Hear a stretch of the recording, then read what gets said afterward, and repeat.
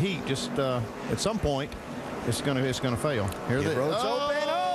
Keselowski. And did he make the commitment line there? That orange block that's painted on the racetrack. Did he straddle that, or did he get in clean? Well, I'm not going to call that one. He's beat anyway. He's in trouble right now. There's no way he's going to win this race with these guys staying out this many cars. Well, a lot of leaders coming in. There's only 2 lead lap cars that have stayed out.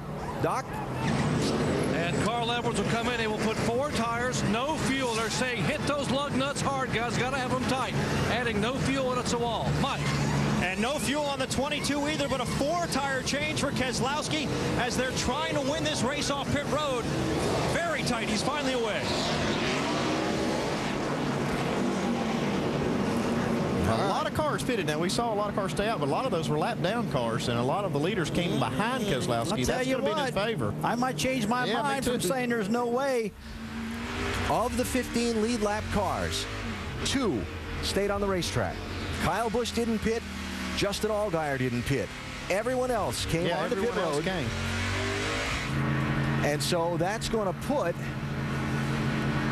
I like Keselowski's position right now, and McMurray. Let me just, McMurray's going to be 3rd for the restart. 4th is going to be Keselowski, so he's got to be in that outside row, but he's only going to be in the 2nd row. He's got tires, and he's going to be the first row that has them. Here's the question. Watch that orange block. Does that 22 car, is he good or not good on the commitment line? Oh. Yeah. Yeah, they say the left side tires have to be on. He's good. All right, so Keselowski makes that. He made it. Barely makes it. That's tight. That is tight. So, Kyle Busch, who hasn't led this thing since lap 59, goes back out in front. Yeah, when you saw Keselowski make that move, it looked like nobody was coming with him, but those were all lap cars. All the rest of the lead lap cars did come. All right, this is the point in the race where it'd be kind of not good to make a prediction. Oh, it's going to get crazy right here, boys. Oh, no, there's that graphic, Alan. You know, I said I'd rather have a fast car.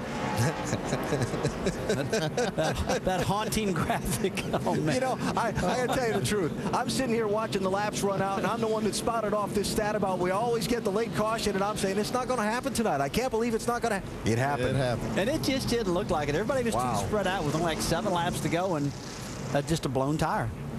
Well, it's been a theme in this 2010 NASCAR season, Sprint Cup Series and Nationwide Series. The late twist of plot, the late caution flag, the crew chiefs having to make the strategy decision. And, Mike, they've had to make some tough calls down there in these last few minutes. Yeah, they sure are tough. And, well, this is one of the guys who's going to have to make it. Jason Ratcliffe, the crew chief for Kyle Busch. What are your thoughts right now? We're fixing to see a driver get up on the wheel right here, but I thought Moore would stay out right there with only a few laps to go. You know, if we just get around here and get back to the white flag, it'll be over. But we got the best guy out there. We'll see what he can do as an NOS Energy drink, Cameron. Well, there you go, guys. Awfully tense moments here in the 18 camp. All right, we're on 1 to go. We're going to get the restart at what would be the scheduled distance. So this is a green-white checker finish.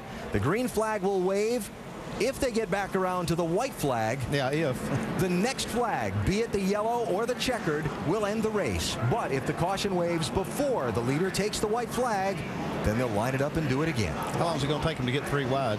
I can tell you who I think is going to win this race, but I'm not going to say it. Oh, come on, you got it now. I think the 22 is going to win it. I mean, the rest of them don't have tires. He's lined up right to back. I mean, what we got? 2 laps to go here? Here we go.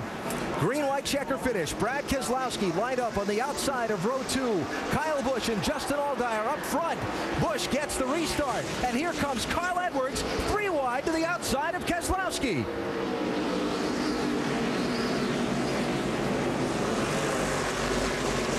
Greg Biffle. Oh, they're 3 wide for the lead. Maybe 4 wide. Where did Biffle come from? And Keselowski through in the bottom. Here we come into the white. This is the last lap. Biffle leads that one. Keselowski to his inside. Carl Edwards going to be black flag for jumping that last restart. Yeah, he passed before the start-finish line. Side by side, final corners. Keselowski's going to squeeze out in front. He dominated, but boy, he had to sweat that one out. Brad Keselowski, back-to-back wins in the NASCAR Nationwide Series. Unbelievable. I mean, back-to-back. This team is so strong right now. It's unbelievable. And those 4 tires are right call. Hand it to Biffle. Where did he come from? Holy cow. Man, this is awesome to watch you, Brad. A lot of fun. That's what you pay me to do, RP. We got it done today. Great job. Whoa, you get a car to win.